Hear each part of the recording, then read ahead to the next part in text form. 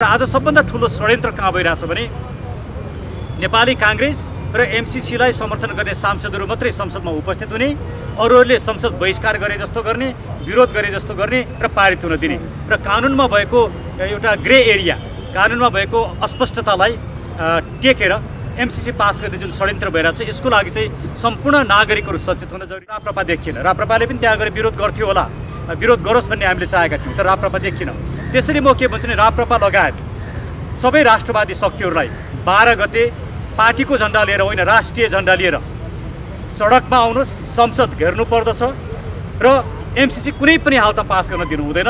यो सन्देश यहाँहरूको मिडिया मार्फत सबैलाई जाओस् र यहाँहरूलाई यो सन्देश नागरिकमा पुर्याइदिनु भएकोमा म धेरै धेरै धन्यवाद दिन्छु। अभियोगको प्रस्ताव आफ्नो ठाउँमा छ, त्यसको आफ्नै विश्लेषण छ, तर अदालत त चलिरहेको छ नि। अहिले कामु प्रधान न्यायाधीश हुनुहुन्छ, गोला प्रथाद्वारा पेशी तोकिन्छ, प्रधान न्यायाधीशमाथि महाभियोग लागेको कारणले एमसीसीको विषयमा रिट निवेदन हेर्न र नहेर्न रोकिने अवस्था छ। सरकारलाई भन्छु, सरकारले दमन गर्ने काम नगरोस् र अमेरिकी राजदूतले नेपालको आन्तरिक मामलामा हस्तक्षेप गरेर के गर्न हुन्छ के गर्न हुँदैन भनेर बोल्ने काम नगरून्, किनकि यो नेपालको विशुद्ध आन्तरिक राजनैतिक विषय हो। यो हामीले नै निर्णय गर्छौँ। अमेरिकन राजदूतले शासन गर्ने अवस्था नराखौँ।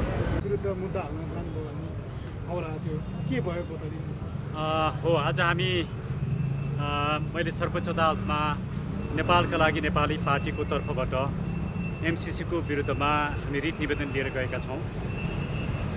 अहिले त्यो रिट निवेदन चाहिँ दर्ताको प्रक्रियामा छ। दर्ता हुन्छ या हुँदैन भन्ने विषयमा निर्णय भइसकेको छैन। हामी आशावादी छौँ, सर्वोच्च अदालतले दर्ता गर्ला भन्ने कुरामा आशावादी छौँ। योभन्दा अगाडि हामीले 78 साल भदौ 20 गते मैले नै सर्वोच्च अदालतमा एमसीसीको विरुद्धमा रिट निवेदन हालेको थिएँ र त्यो रिट निवेदनमा भदौ 22 गते नै दरपीठ भएको थियो, अर्थात् दर्ता गर्ने मिल्दैन भनेर आदेश भएको थियो। र किन दर्ता गर्न मिल्दैन भन्ने सन्दर्भमा त्यो एमसीसी चाहिँ संसदमा पेश भएको छैन र संसदबाट अनुमोदन गर्ने प्रक्रिया सुरु नभएकोले अहिले अदालतले हेर्न मिल्दैन भनेर दर्ता गरिएको थिएन।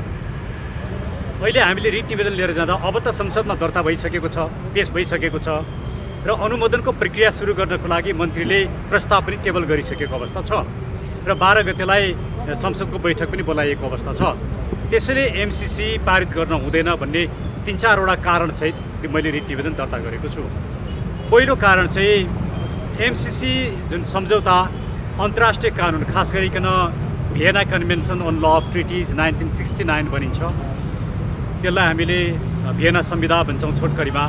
भियना संविधाका विभिन्न प्रावधानहरूलाई हेर्ने हो भने र नेपालको सन्धि ऐनलाई हेर्ने हो भने पनि कुनै पनि सन्धि हुनको लागि दुईटा राष्ट्रहरूको बिचमा या एउटा राष्ट्र र अर्को अन्तर्राष्ट्रिय सङ्गठनको बिचमा सन्धि भएको हुनुपर्छ। यो एमसीसी चाहिँ नेपाल एउटा राष्ट्र, नेपालको तर्फबाट अर्थमन्त्रीले सिग्नेचर गरेका छन्, तर अमेरिकाको तर्फबाट एमसीसी कर्पोरेसनका कार्यकारी निर्देशकले एक्टिङ एक्जिक्युटिभ डिरेक्टरले सही गरेको, जोनाथन नासले सही गरेका छन्। यो विषयमा सन् 1952मा नै इन्टरनेसनल कोर्ट अफ जस्टिस, अन्तर्राष्ट्रिय अदालतले इरानियन ओइल केस भन्ने भनिन्छ, त्यो मुद्दामा कुनै पनि संस्थाले राज्यको प्रतिनिधित्व गर्न सक्दैन, कुनै पनि कर्पोरेसनले।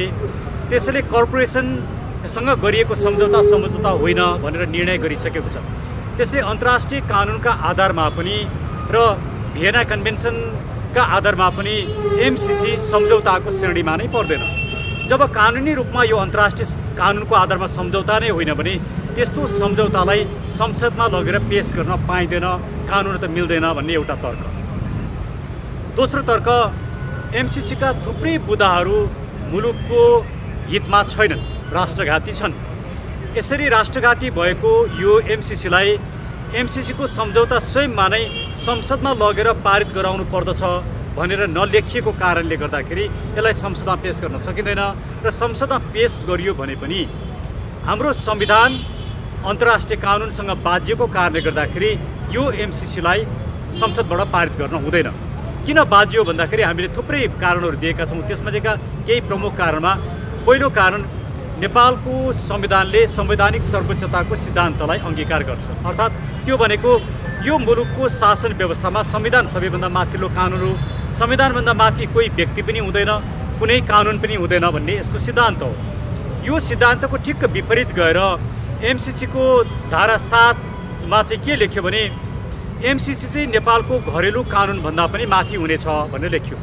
घरेलु कानुनभित्र संविधान पनि पर्छ, ऐन पनि पर्छ, नियम पनि पर्छ, सबै कानुनहरू घरेलु कानुन हुन्। त्यसैले एमसीसीको त्यो प्रावधान चाहिँ हाम्रो संविधानसँग बाजिएको कारणले यस्तो किसिमको एमसीसीको प्रावधानलाई हामीले आत्मसात गर्न सकिँदैन, त्यसैले संसदले पारित गर्नु हुँदैन भनेर भनियो।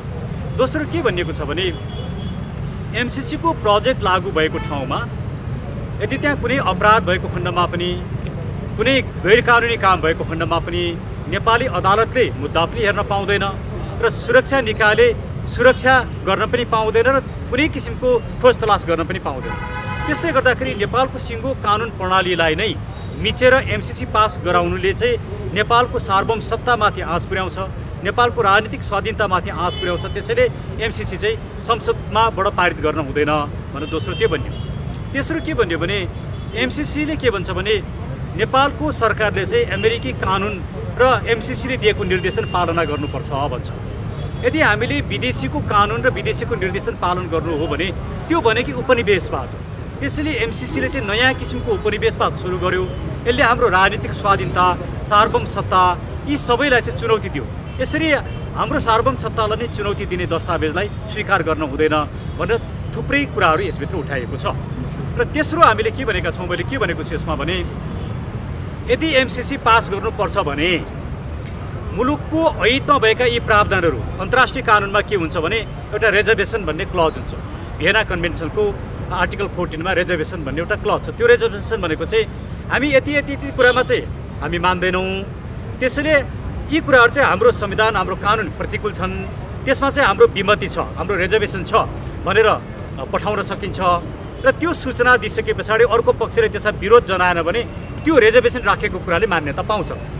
त्यसैले हामीले के यो रिटमा के उठाएका छौँ भने अहिले संसदमा चाहिँ एक किसिमको प्रस्ताव पेश गरेर संसदमा प्रस्ताव लिएर जाने र त्यो प्रस्तावलाई नै आधार मानेर एमसीसी पास गर्ने भन्ने कुरा आएको छ।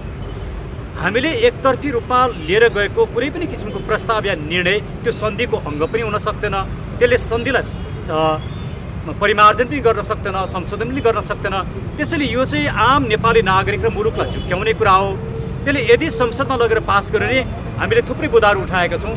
ती राष्ट्रघाती बुँदाहरूलाई चाहिँ हाम्रो रिजर्भेसन छ भनेर हामीले अन्तर्राष्ट्रिय कानुनअनुसार भियना कन्भेन्सन अन्तर्गत रिजर्भेसन राख्नुपर्छ। त्यसको सूचना अमेरिकालाई दिएर उसले त्यसमा विमति छैन भनेर लेखिसके पछाडि मात्रै संसदबाट पास गर्न पाइन्छ, अन्यथा यो पास गर्नु हुँदैन भन्ने हाम्रो तेस्रो तर्क त्यो रहेको छ। चौथो तर्क के रहेको छ भने हाम्रो सन्धि ऐनमा संसदमा उपस्थित बहुमतले पारित गर्ने भनेर भनेको छ। हाम्रो नेपाल सन्धि ऐनको दफा 4मा संसदमा उपस्थित सदस्यको बहुमतले पारित गर्ने भनेर भनेको छ। संसदमा उपस्थित भनेको के? अब अहिले के खेल भइराखेको छ भने नेपाली काङ्ग्रेसका सबै व्यक्ति संसदमा उपस्थित हुने, एमसीसीको समर्थन गर्ने अरू सांसदहरू पनि संसदमा उपस्थित हुने, तर अन्य पार्टीहरू एमसीसी पारित गर्न दिने तर बाहिर आएर सडकमा उफ्रे जस्तो विरोध गरे जस्तो गर्ने, तर संसदमा नजाने। संसदमा नगइसके पछाडि उनीहरू उपस्थित हुँदैनन् र जो उपस्थित हुन्छन् उनीहरूको बहुमतले, पूर्ण मतले त्यो पारित गरिन्छ। र के भनिन्छ नि यो बहुमत होइन, संसदको पूर्ण मतले पारित गरियो भनेर भनिन्छ। त्यो किसिमको अहिले नागरिक र झुक्क्याउने, मुलुक र झुक्क्याउने नाटक मञ्चन भइरहेछ। यस्तो किसिमले नाटक मञ्चन गर्न पाइँदैन। त्यो ट्रिटी ऐनमा लेखेको कुरा चाहिँ के हो भने संसदमा उपस्थित भनेको संसदमा तलब भत्ता खाने जति पनि सांसदहरू छन् ती सबैहरू संसदमा उपस्थित हुन्। त्यहाँ बैठक भन्ने शब्द छैन। बैठकमा उपस्थित भन्ने भएको भए चाहिँ बैठकमा उपस्थित नहुनेहरूको मान्यता हुँदैन थियो। संसदमा उपस्थित भनेको चाहिँ जो सांसदको रूपमा छन्, तलब भत्ता खान्छन्, ती सबै उपस्थित हुनुपर्छ। त्यसैले ती सबै सांसदहरू उपस्थित नभइकन खालि जो जति उपस्थित छन् त्यसका आधारमा मात्रै यो पारित नगरियोस्, यो षड्यन्त्र नगरियोस् भन्ने अर्को भन्ने छ। र अर्को मागदाबी हामीले के गरेका छौँ भने जसरी संसद विघटनको मुद्दामा व्हिप नलाग्ने भन्ने निर्णय गरियो, यो सरकार नै व्हिप नलाग्ने, संसदबाट व्हिप नलाग्ने गरी गठन भएको सरकार हो। त्यसले यो सरकारले संसदमा राख्ने महत्त्वपूर्ण राष्ट्रिय महत्त्वका सबै विषयहरूमा व्हिप लाग्नु हुँदैन र सबै सांसदहरूलाई संसदमा उपस्थित हुनका लागि सभामुखले उर्दी जारी गर्नुपर्दछ र ती सांसदहरूले व्हिप बिना आफ्नो स्वेच्छाले मात्रै मतदान गर्न पाउनु पर्दछ।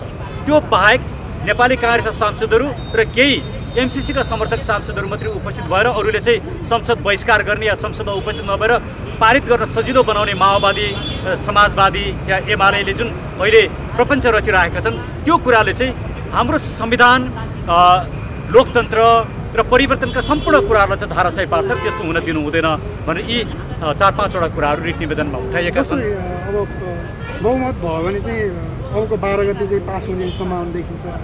तपाईँहरूले अब आज मुद्दा दर्ता पनि भएन, यो छोटो टाइममा चाहिँ कसरी के फैसला चाहिँ कस्तो आउँछ? यो चाहिँ कानुनी चाहिँ के अहिले फैसला अहिले आउँदैन। अहिले त रिट निवेदन दर्ता हुने कि नहुने भन्ने आदेश हुन्छ। दर्ता भयो भने तुरुन्तै पेशीमा चढ्छ, भोलि पर्सि नै पेशीमा चढ्छ, 12 गतेभन्दा अगाडि नै पेशीमा चढ्छ र अदालतले आदेश दिन सक्छ। तर विगतको अनुभवलाई हेर्दाखेरि हामीले भदौ 20 गते दायर गरेको रिट अहिलेसम्म पेशीमा चढ्दैन, त्यसलाई दरपिट गरिएको छ। त्यस उपरको निवेदन न्यायाधीशको इजलासमा पुग्दैन र त्यो रिट निवेदन लेखेको छ पहिला जुन काम गर्यो त्यस्तो नगरिस्, यसले न्यायमाथिको पहुँचमा चाहिँ अवरोध सृजना गर्छ। र पहिला संसदमा पेश नभएको कारणले रिट निवेदन दर्ता गरिएको थिएन, अहिले संसदमा दर्ता भइसकेको अवस्था छ। त्यसैले अब रिट निवेदन दर्ता नगर्नुपर्ने कुनै कारण छैन र यसलाई ढिला नगरिकन दर्ता गरियोस् भन्ने पनि माग गरेका छौँ। तर अब अदालतले यदि दर्ता गरेन भने अब एमसीसीलाई पारित हुनका लागि रिट निवेदन राखी छोड्ने, दर्ता पनि नगर्ने, दरपिट पनि नगर्ने या दरपिट गर्ने प्रक्रियामा जान नदिने काम गर्यो भने यो चाहिँ दुर्भाग्यपूर्ण हुन्छ र यस किसिमको काम अदालतले गर्नु हुँदैन। किनकि अदालतले संविधान, मुलुक र नागरिकको रक्षा गर्नुपर्दछ। यदि अदालतले पनि रक्षा गर्न सक्दैन भने नागरिकहरूसँग कुनै विकल्प बाँकी रहँदैन, नागरिकहरूले आन्दोलन र विद्रोह गर्नु बाहेक कुनै विकल्प रहँदैन। त्यसैले हामीले क्लियरली भनेका छौँ कि यो रिट निवेदनको राष्ट्रिय जुन महत्त्व छ, मुलुकको अस्मितामाथिको जुन एउटा प्रहार भइरहेको छ, यस्तो अवस्थामा अदालतले ढिला गर्नु हुँदैन भनेर क्लियरली भनिएको छ। जस्तो अदालतमा पनि अहिले गिजोलो छ, महाअभियोगको कुरा छन्, यस्तो अवस्थामा चाहिँ फैसला कस्तो आउला? होइन, महाअभियोगको प्रक्रिया आफ्नो ठाउँमा छ। अब राजनीतिक रूपमा जसरी महाअभियोग लिएर आइएको छ हो, प्रधान न्यायाधीश चौरेन्द्र शमशेर राणाले गर्नुभएका कतिपय कामहरू महाअभियोग लाग्नुपर्ने कामहरू छन्। तर राजनीतिक स्वार्थका लागि एमसीसी पास गराउन प्रचण्ड र माधव नेपालले सहयोग गर्ने, त्यसको लागि महाअभियोग प्रधान न्यायाधीशले महाअभियोग लगाइदिने भनेर जसरी महाअभियोग लिएर आयो यो दुर्भाग्यपूर्ण छ। राजनीतिक आग्रह र पूर्वाग्रहका आधारमा एमसीसीकै लागि आएको जस्तो लाग्छ। त्यो त बाहिर मिडियामा आएको कुरा त त्यही नै छ। यदि मिडियामा आएको कुरा झुट्टा हुन्थ्यो भने प्रधानमन्त्रीले, माधव नेपालले, प्रचण्डले खण्डन गर्नुपर्थ्यो। अहिलेसम्म खण्डन आएको छैन। त्यसबाट के देखिन्छ भने मिडियामा आएको कुरा सत्य रहेछ भन्ने कुरा देखिन्छ। यदि मिडियामा आएको कुरा सत्य हो भने त राजनीतिक आग्रह र पूर्वाग्रहका आधारमा चाहिँ महाअभियोग लगाउने काम गर्यो, जुन गलत हो। यसले एउटा गलत प्रेसिडेन्ट बसाउँछ, गलत राजनीतिक संस्कार बसाउँछ। त्यसैले महाअभियोगको प्रस्ताव आफ्नो ठाउँमा छ, त्यसको आफ्नै विश्लेषण छ। तर अदालत त चलिरहेको छ नि। अहिले कामु प्रधान न्यायाधीश हुनुहुन्छ, गोला प्रथाद्वारा पेशी तोकिन्छ।